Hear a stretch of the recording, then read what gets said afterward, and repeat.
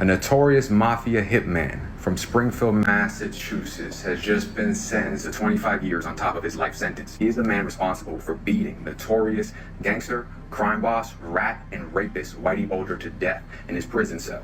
Let's get into it. Whitey Bulger wasn't your typical rat, as Johnny Depp and so many other movies have portrayed him as a hero. And yeah, some of the movies may be good, but the reality is he was a piece of shit rapist who wasn't just telling to get out of trouble.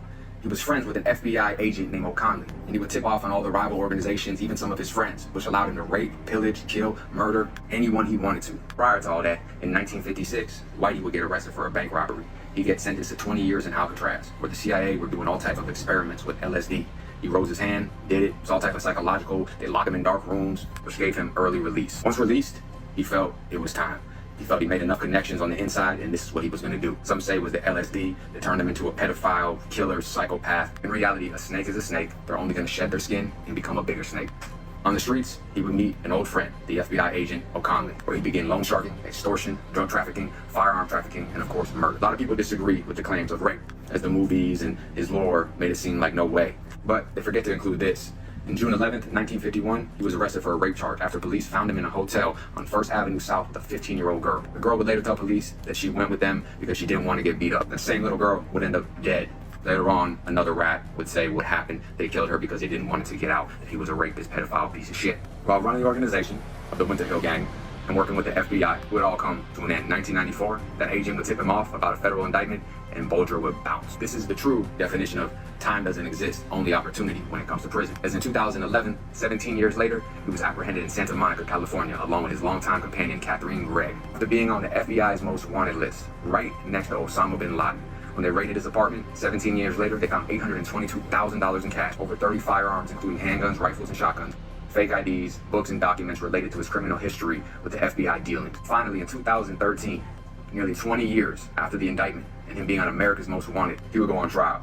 Some of his associates accused him of being a pedophile, alleging that Bulger had engaged in inappropriate activities with young girls. Bulger denied it. And the only 15-year-old girl that was brave enough to go was found murdered almost a decade prior to this. Eventually, Bulger will be convicted of 11 counts of murder, as well as involvement in extortion, money laundering, and drug dealing. He received 2 consecutive life sentences, plus 5 years. Now, a man that was on FBI's Most Wanted, had pedophilia, arrests, was a stone-cold snitch, informant, embarrassed the FBI, and killed many, many people, you would think they would not let him out of protective custody.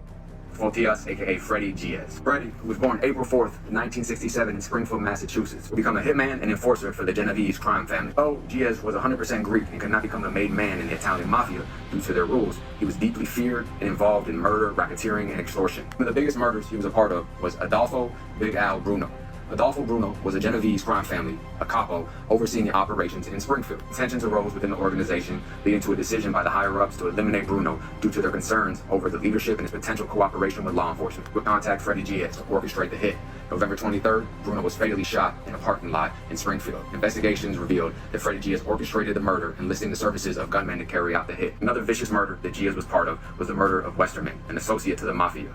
They lured him into a secluded location under the pretense of meeting for a drug deal. There they ambushed him, beating him severely before shooting him. His body was found years later in a shallow grave. Motive for the murder is the same as Bruno. They were worried that he was going to be a rat, as he was involved in many different circles in the Springfield area. Freddie was the man for the job. Yet, it would all come crashing down years later. In 2011, Giez, along with his brother Ty and an associate turned rat, Anthony Artillo, was convicted for his role in the Bruno murder. He was sentenced to life without parole. During time, Whitey Bulger, who was from his town and put away many, many friends and associates of Freddie Giez. It's alleged that inmates would hear Freddie talk about how much he hated him, how much of a piece of shit rat, child molester, chomo he was, yet he knew he'd probably never see him, being the fact they've made movies about this rat, the fact that he was on America's Most Wanted with Osama bin Laden. Yet, for some reason, Bulger, who was 89, will be transferred to Hazleton, October 29th, 2018. United States Penitentiary in West Virginia. This facility had a reputation for violence, having experienced multiple inmate homicides in just the months leading up to Bulger's arrival. Prison declined to answer why they would protect this man so much during trial. SWAT team, helicopters, snipers. The fact that Bulger is a known rapist, 1000% informant who put away a lot of mafioso, killed a lot of Italian mafia, plus his own people, and killed that little girl, 89 years old, failing health. It's being said that the rapid sequence of events from Bulger's transfer to his murder led to speculations about whether his placement in Hazleton was a deliberate act to facilitate his killing. However, they can never conclusively determine any intentional wrongdoing by prison officials. Just think about it. Whitey Bulger, who they protected like he was a president or some type of world leader in this picture, and to one of the most violent prisons with no protective custody. This is a perfect example of time doesn't exist, only opportunity in prison.